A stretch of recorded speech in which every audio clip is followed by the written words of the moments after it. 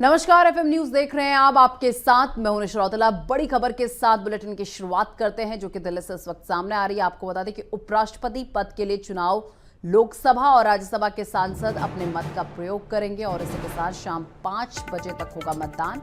आज शाम 6 बजे होगी वोटों की गिनती। सीपी राधाकृष्णन और बी सुदर्शन रेड्डी के बीच मुकाबला है। एनडीए के उम्मीदवार सीपी राधाकृष्णन, इंडिया के उम्मीदवार बी सुदर्शन रेड्डी। ये बड़ी जानकारी। और देखिए, आपको बता दें कि अब से कुछ ही देर बाद जो है ये प्रक्रिया शुरू हो जाएगी। ये बड़ी जानकारी आपको दे रहे हैं। तो उपराष्ट्रपति चुनाव के लिए वोट डालने के लिए संसद भवन पहुंच चुके हैं प्रधानमंत्री नरेंद्र मोदी। ये बड़ा अपडेट आपको दे रहे हैं, जहां पर पीएम नरेंद्र मोदी उपराष्ट्रपति चुनाव में वोट डालने के लिए संसद भवन पहुंच चुके हैं। और इसी के साथ एनडीए कैंडिडेट का सपोर्ट करने पर कांग्रेस ने जगन मोहन को विश्वासघाती कहा है। तो देखिए, पहले ही जो है समर्थन मिल चुका है। अभी तो वोटिंग शुरू भी नहीं हुई है, लेकिन उससे पहले ही जगन मोहन ने एनडीए के कैंडिडेट को सपोर्ट किया है, जिस पर कांग्रेस ने विश्वासघाती कहा है।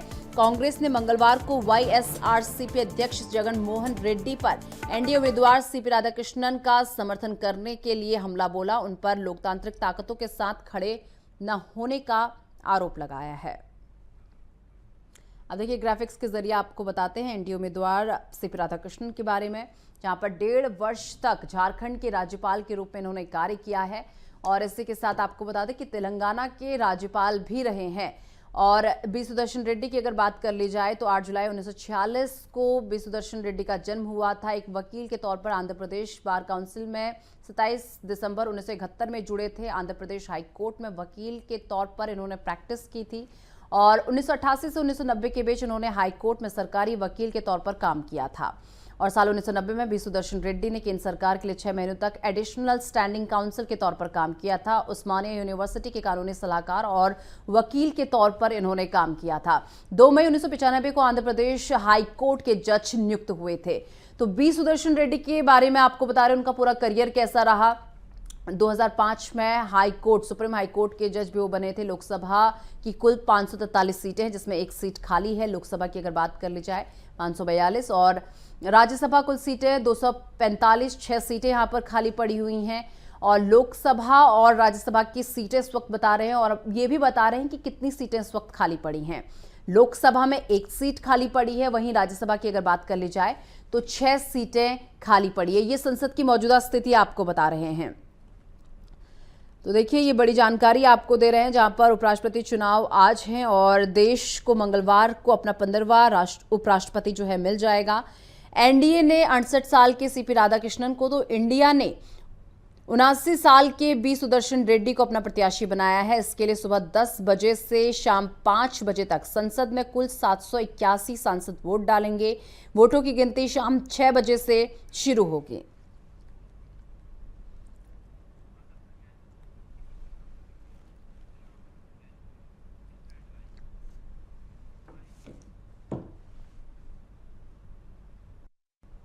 और चलिए, इस पूरे मुद्दे पर करेंगे चर्चा। उससे पहले कुछ खास मेहमान इस वक्त हमारे साथ जुड़ चुके हैं। सबसे पहले आपका परिचय उनसे करवा देती हूँ। बीजेपी से प्रवक्ता तपोष पाल जी इस वक्त हमारे साथ जुड़ चुके हैं।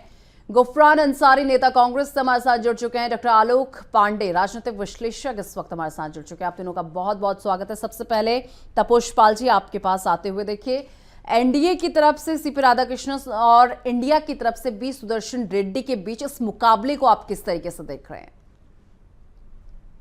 देखिए, ये एक तरफा है, मुकाबले की कोई बात नहीं है। और सीपी राधाकृष्णन जी जीतेंगे, भारी मतों से जीतेंगे। और ये सुदर्शन रेड्डी जी को जो कांग्रेस लेके आई है एज अ कैंडिडेट, वो केवल अपने ईगो को सेटिस्फाइड करने के लिए लेके आई है।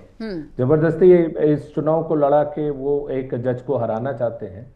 ये केवल और केवल इलेक्शन हो ही रहा है कांग्रेस के हठ धर्मिता के कारण, और एक कॉमन मिनिमम प्रोग्राम ये बनाए नहीं, उसके लिए हो रहा है। बाकी हमारे पास बहुमत है, ये पहले ही सही मालूम है, सारे ही लोगों को ऑलमोस्ट मालूम है। देखिए, 427 का तो आंकड़ा वैसे ही पार हो रहा है। उसके बाद अगर क्रॉस वोटिंग से मिलता है तो हमारा 500 का भी आंकड़ा पार हो सकता है। 781 टोटल लोकसभा और राज्यसभा का दोनों मिला के अगर आप देखिए तो है। तो उसमें से 543 लोकसभा में है और 245 राज्यसभा में है। तो टोटल 781 सांसद हैं जो कि वोटिंग करेंगे। उसमें से हमारे पास NDA is already having 427 MPs. तो ठीक हमारा क्लियर कट है, उसमें कोई इफ्स एंड बट्स नहीं है। ठीक है।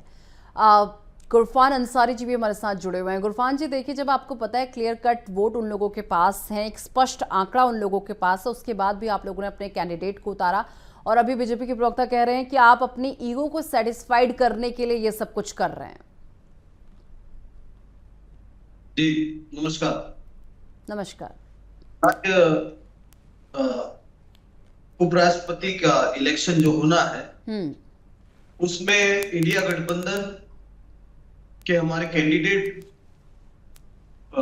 सुदर्शन रेड्डी जी के पक्ष में पूरा इंडिया गठबंधन खड़ा है। और न केवल इंडिया गठबंधन बल्कि पूरा देश ये चाहता था कि इस संवैधानिक चुनाव में इंडिया गठबंधन हिस्सा ले, क्योंकि जिस तरह की परिस्थितियां खड़ी हुई थी, अचानक से उपराष्ट्रपति का चुनाव केवल एक अवैधानिक तरीके से एक इस्तीफे की वजह से ये बखेड़ा खड़ा हुआ। कोई जरूरत नहीं थी, देश को पता ही नहीं था कि नए मॉनसून सत्र शुरू होगा और उसमें अचानक से एक इस्तीफा आ जाएगा और इस्तीफा देने वाला शख्स अब तक सामने नहीं आएगा। तो ये एक अवैधानिक तरीके से हुआ इस्तीफा था। इसके बाद से ही ये कवायद शुरू हुई और सभी दलों ने ये मिलकर फैसला किया कि उपराष्ट्रपति का चुनाव इंडिया गठबंधन मजबूती के साथ लड़ेगा और वही हुआ। आज देश भर की मांग है, क्योंकि ये लोकतंत्र और संविधान को बचाने का चुनाव है और इसमें हिस्सा लेना, भले ही संख्या बल उतना इंडिया गठबंधन के साथ नहीं है, पर यह विश्वास है कि संविधान और लोकतंत्र को बचाने की लड़ाई में आज 10 बजे जो वोटिंग शुरू होना है उसमें कई दल हमारे समर्थन में खड़े होंगे और वो मिल भी रहा है। जिस तरह कुल मिलाकर आप ये कह रहे हैं कि क्रॉस वोटिंग होगी, क्रॉस वोटिंग की बात आप कर रहे हैं अंसारी जी। दलों ने इस इलेक्शन में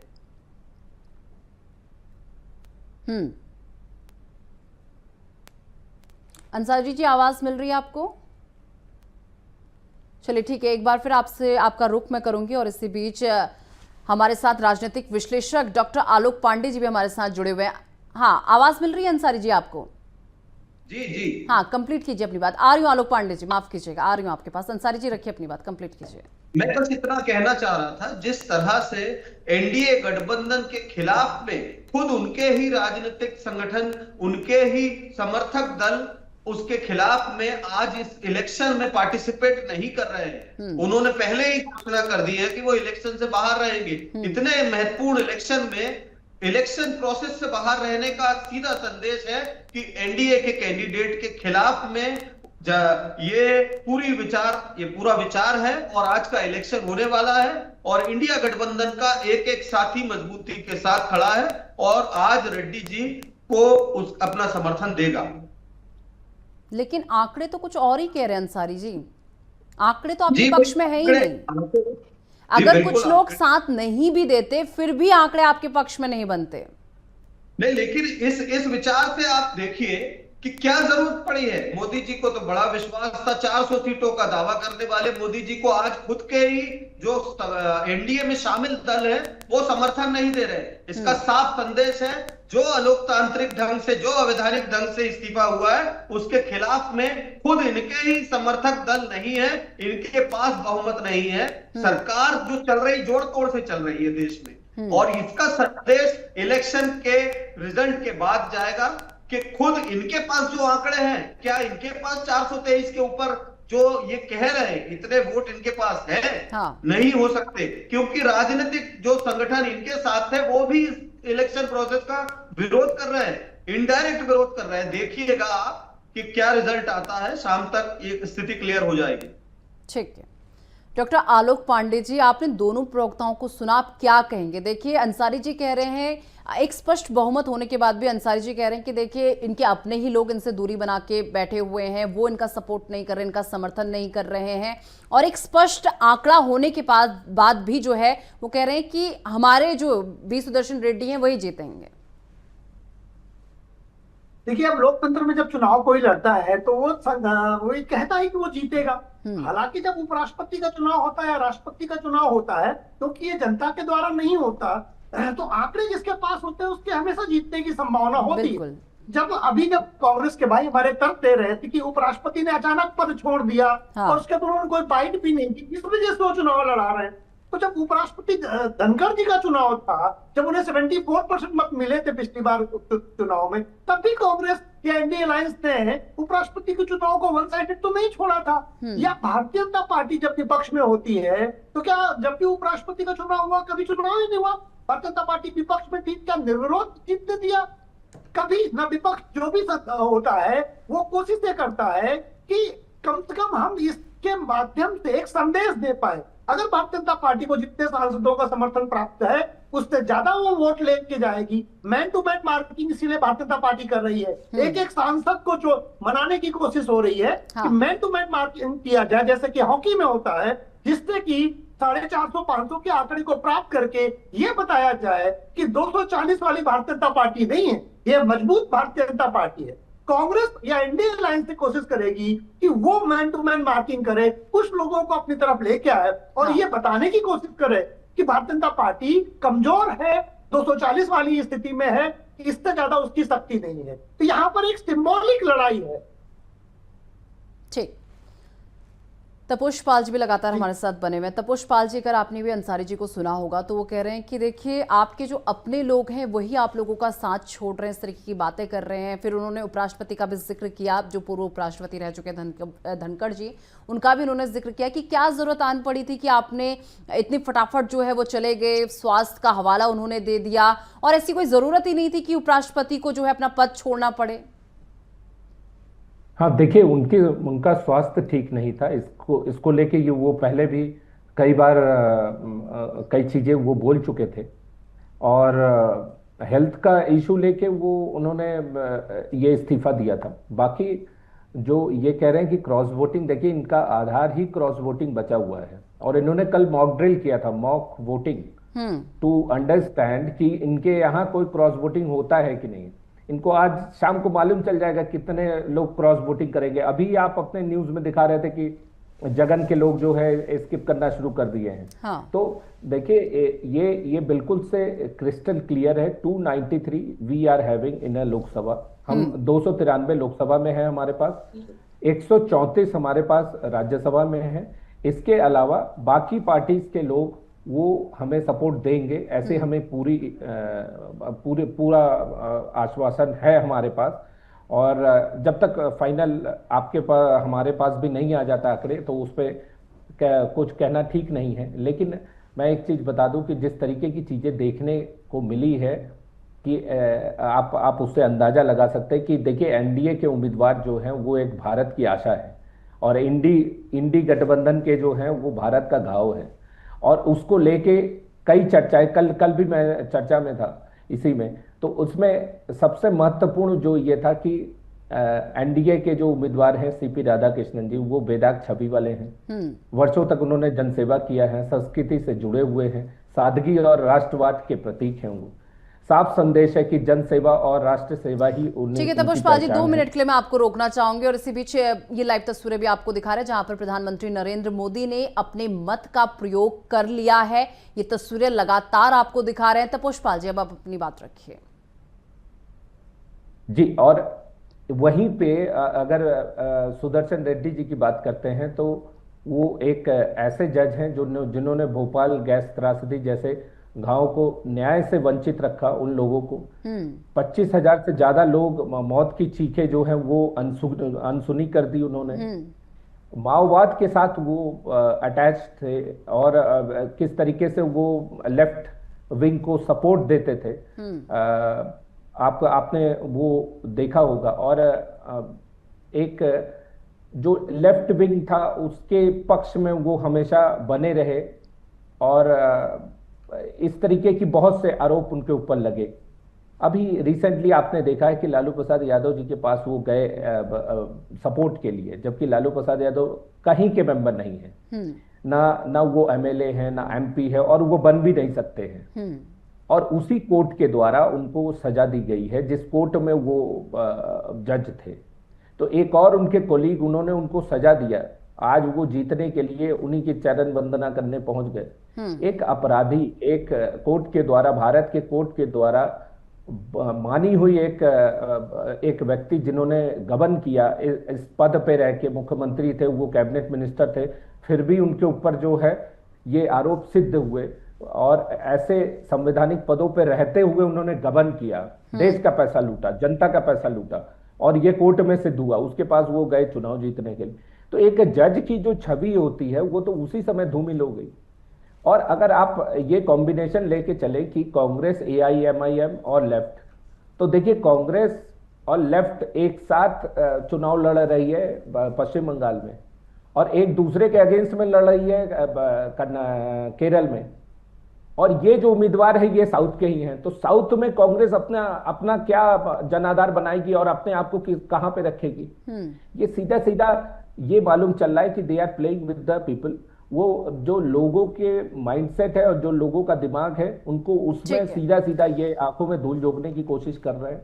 और जिस तरीके अंसारी जी वो कह रहे हैं they are playing with the people and इसके साथ ही साथ देखिए वहीं अगर बात कर ली जाए, अभी उन्होंने बी सुदर्शन रेड्डी पर तमाम तरीके के आरोप लगाए। उन्होंने कहा कि लोग न्याय की मांग कर रहे थे, उन्होंने न्याय से वंचित रखा, माओवादियों का वो सपोर्ट करते हैं। और इसी के साथ जो आपने बी सुदर्शन रेड्डी को जो है अपना कैंडिडेट बनाया, उन्हें उतारा है, क्या सोचा है? मतलब उतारने से पहले क्या सोचा कि हम भी एग्जिस्ट करते हैं, अपनी एक एग्जिस्टेंस आपको दिखानी थी, इसलिए आपने उतारा? देखिए, ये मैं कांग्रेस का प्रवक्ता होने के नाते सिर्फ इसके पीछे की पूरी स्टोरी, इंटेंशन आपको बताने के लायक अभी नहीं हूं, क्योंकि ये पूरा इंडिया गठबंधन का विचार है, ये पूरे इंडिया गठबंधन की चर्चा के बाद लिया गया निर्णय। तो ये एक सामूहिक निर्णय है। इसके अलावा अभी जो भाजपा प्रवक्ता जो बात कह रहे थे, बार बार अपनी बात को रिपीट कर रहे हैं। मेरा अभी मत ये है कि आप एक संवेदनशील प्रवक्ता के रूप में अपनी बात करते तो ज्यादा बेहतर होता, क्योंकि आप देश के उपराष्ट्रपति पद के उम्मीदवार के लिए राजनीतिक रूप से आप धरनों में, रैलियों में कुछ और बात कहें, वो बात अलग होती है, लेकिन आप उपराष्ट्रपति पद जो एक संवैधानिक पद होता है उसके उम्मीदवार पर टीका टिप्पणी और छींटा कसने से बाज नहीं आ रहे हैं। अभी मैं भी आपके उम्मीदवार के ऊपर कुछ भी बात कर सकता हूं कि क्यों उत्तर भारतीयों का दम भर रही भारतीय जनता पार्टी के पास जब सुदर्शन रेड्डी जी का नाम आता है तो भागकर साउथ क्यों जाते हैं? क्या डर है? क्या सता रहा था? क्या सता रहा था डर के चंद्रबाबू नायडू जी चले जाएंगे? क्या सता रहा था डर के आंध्रा में कोई साथ नहीं आएगा? तो मोदी जी इतना डरने क्यों लगे, इतना बैकफुट पे क्यों है?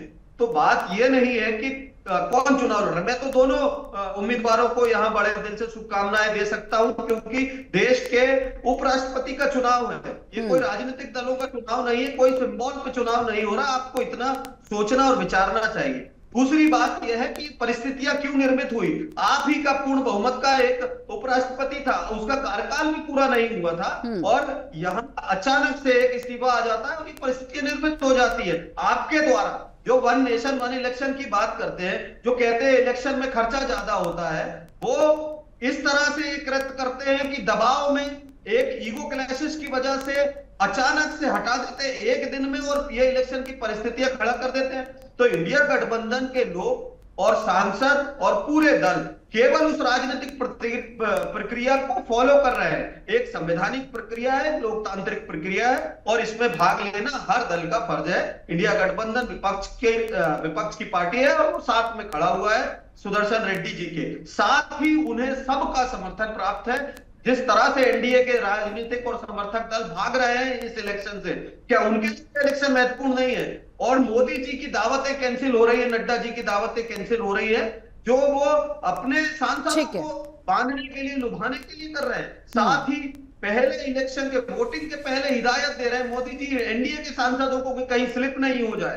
तो इतना डर क्यों सता रहा है? अगर आपके पास बहुमत से डरने की कोई जरूरत नहीं है, लेकिन डर इंडिया गठबंधन को नहीं है, डर इनको है। और आप देखिएगा कि इंडिया गठबंधन के सुदर्शन रेड्डी जी शाम तक जब निर्णय आएगा तो उपराष्ट्रपति होंगे।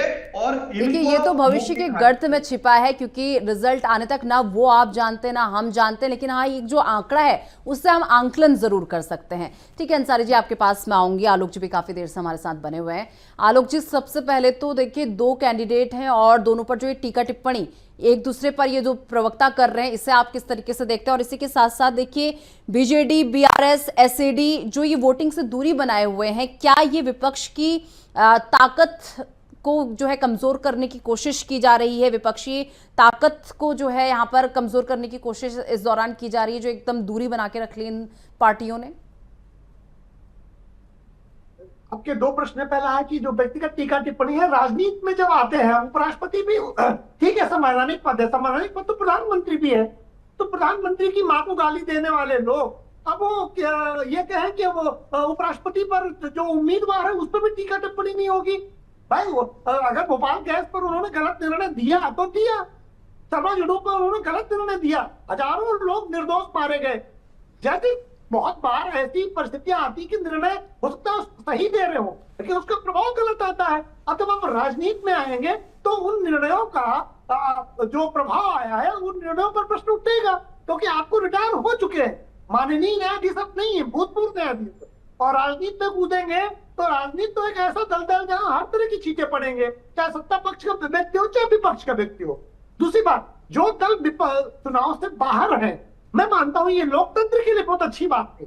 चुनाव तो में उन्हें आना चाहिए। हालांकि भारतीय जनता पार्टी अगर इस तरह से उनको मैनेज कर रही है कि अगर आप हमारे नहीं हुए तो उनके भी मत हो और आप चुनाव से बाहर चले जाएं, तो ये भी देखना पड़ेगा क्या भारतीय जनता पार्टी ने ऐसा कौन सा दबाव बनाया है, ऐसा कौन सा मैन टू मैन मार्किंग किया है कि वो लोग चुनाव से ही बाहर जा रहे हैं।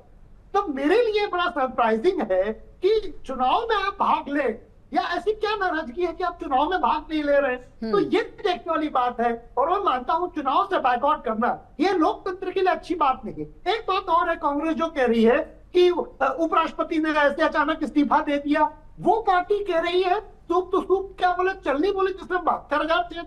वो पार्टी कह रही है जिसके एक राष्ट्रपति के उम्मीदवार को इंदिरा गांधी ने हरवा दिया था, पार्टी के उम्मीदवार को, और एक निर्दलीय को जितवा दिया था। तो कांग्रेस कम से कम इस तरह की बातें ना करे। कांग्रेस तो बहुत अच्छी तरह जानती है कि किस तरह से संविधान की धज्जियां उड़ाई जाती है। तो इसलिए जब आप इस तरह की बात करते हैं, उपराष्ट्रपति ने पद से इस्तीफा दे दिया, चुनाव हो रहा है, हम भाई चुनाव की प्रक्रिया में जाएंगे और चुनाव लड़ेंगे, इस तरह से जब आप कहते हैं तो आप बहुत सारी गलतियां कांग्रेस पार्टी 50-60 शासन काल में इतनी सारी गलतियां वो स्वयं कर चुकी है कि इस तरह के जब आरोप कांग्रेस लगाती है तो मुझे लगता है कि ये अनुपयुक्त है, अनुचित है। ठीक है आलोक पांडे जी, माफी के साथ आपको रोकना चाहती हूँ, समय मुझे इतनी इजाजत देता है। तपोष पाल जी, गुरफान जी, आलोक पांडे जी, बहुत शुक्रिया आपका हमारे साथ जुड़ने के लिए और तमाम चर्चा हमारे साथ करने के लिए। और चलिए मेरे साथ इस खास कार्यक्रम में बस इतना ही। देश दुनिया की तमाम बड़ी खबरों के लिए देखते रहिए FM न्यूज़।